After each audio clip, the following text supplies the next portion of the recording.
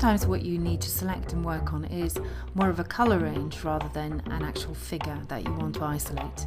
So in this case, I'm going to use the image to pick up that color range and get the image to actually work for me here.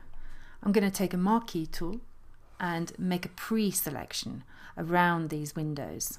I make sure that I'm on an image layer, so in this case I'm actually on the background, and I go to select and color range. Now in the color range, I'm just going to start off by setting the fuzziness to about 40 there. I'm going to sample one pixel, just clicking on a pixel in the brick wall, and shift click a few more representative pixels just to add to that range. And as you can see here, there's more and more white here in the preview. Once I've done that, I'm going to go to selection preview and set that to black matte. This makes it a lot easier to pick out a few more colors. So I'm just going to try my luck at a few more bricks there. I know that if I start picking up all of the bricks, it's going to spill a lot into the background. I'm just going to try a little bit more. Okay, still good. I'm now going to click on localized color clusters here and see if I can just pick up some more. Now you do get a tiny bit of spill there in the background. This is looking quite good. I'm going to try one more. Now if I go in the hat, I will probably pick up too many. I'm just going to try also a little bit in his face, and you see there that I'm possibly picking up a touch too much. The other option is of course to use the minus dropper and click on the spill, but I think we actually end up removing a bit too much. And of course instead of the minus dropper I could use the Option Alt key to take away some of the spill, but I think that's quite good. So I'm going to exit this, okay there, and highlight the top layer and make a curves. What I'm doing with this curve is literally just darkening it down. In some cases, if you haven't really managed to pick up enough, it might be a good idea to blur it, but I think here we're going to be okay. The only thing we have to do is maybe mask a little bit in on his face there. Now let's have a look at this mask. I'm going to option click on the mask, and you see here that you've got a fairly good selection there, but with a bit of spill. So I'm going to just take the brush tool and mask off a bit there with black using 100% and just sweeping off a bit of this spill. Now because this is just a color adjustment, it's not a cutout, and you wouldn't use the selective color for cutouts really. It doesn't isolate things in quite the same way. But because this is just a color adjustment, a very simple one, doesn't matter if I'm a little bit inaccurate, and even if there is a tiny bit of spill, that's okay. You just don't want any very sharp edges. I'm going to X my swatch there and just give his face the benefit of this adjustment fully there. I really want to darken him a bit.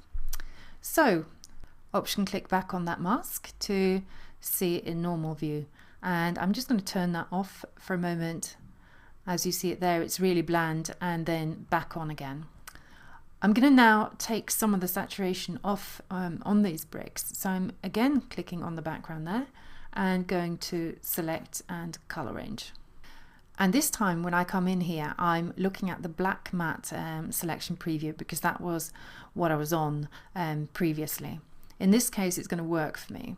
I'm going to, instead of using sample colors, use the yellows range here. And as you can see, it's picked up pretty much all the yellow colors in the image, but not very strongly. So it's going to be only semi-selected, I think.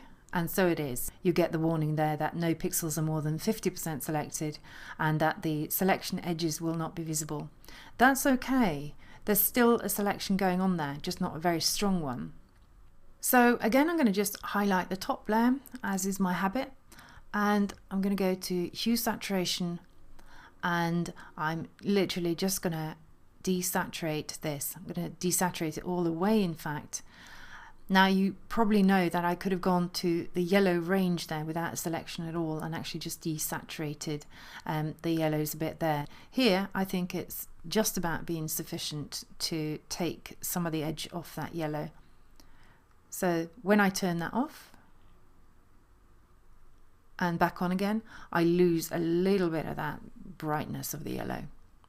Now the combined effect of these two adjustments here, I'm just going to turn both of these off and back on again. And you see that was a pretty effective selection we made there, and an easy color adjustment as well. The only thing I think I might do is actually go back to this Curves 5 and blend that to luminosity, because that will desaturate the whole thing a little bit. And then I can double click on that and just deepen it just a touch there. So turning both of those off and back on again, and that's exactly what I wanted to achieve here. Now here's an image that's a bit too contrasty, and I'm going to use the channels and get the channels to work for us and use that, one of the channels here, as a selection. If I click on the red channel and you imagine for a moment here that the channel here is like a save selection, then the highlights here in the sky would be fully selected and his jacket wouldn't be very selected at all. In fact, the blacks, the deepest blacks here, would not be selected at all.